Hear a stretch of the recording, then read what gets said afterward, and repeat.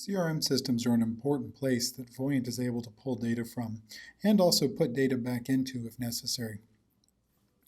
Voyant's APIs allows us to, at any point, create a new client from a CRM system. In this case, we're going to focus on a system called Redtails. Redtails is just one example. We could just as easily do Salesforce, we can do Microsoft Dynamics, we could do some other custom system, but in this case we have a pretty nice integration with Redtails that I'll demonstrate during this video. In this case, when I click on the Redtails button, it's going to do the single sign-on in the back end and get us set up. Here, we're just going to be able to do a search of particular clients in the system. It's going to give us our list of clients. In this case, it's going to be test data.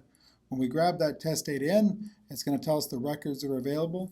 Now here we have an option. We could either match it against a current client in our system, and Voyant has a flow to allow us to account match, so that if we've already entered data into our system and there's new data coming over from the integrated partner, we can say that this is the same account and match them so that we don't end up with duplicates. Here though, we're just going to create a new client. It's going to look at the data elements inside the system and it's going to bring them over. There is some tolerance built into the system to look for faults, so in this case we recognize there's an account that we don't understand something about. We'll click on that account and it'll tell us we doesn't understand the account type. So here we're going to select that it's a savings and investment account. We'll just say that it's a generic unwrapped investment account in this case. We'll click next and it's going to continue the data import and it's actually going to build the file that we need. Here it's going to recognize and ask us to check information to make sure that these things are correct. This looks good. In this case we can see that actually there's a gender mismatch, so that we can correct that inside here as well. And then we can keep moving forward.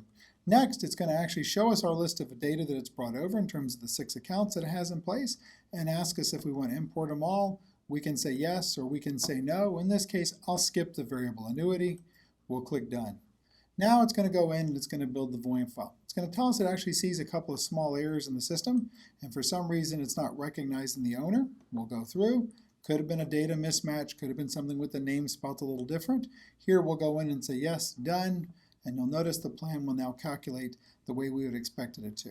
Here we can then look and see and notice that our accounts are inside the system. We have the different 401k plans, we have a house, we have a car, we have our friend's sum account that we imported in as well. And now we're free to add more data to this plan or do whatever we feel is necessary to make it a better and full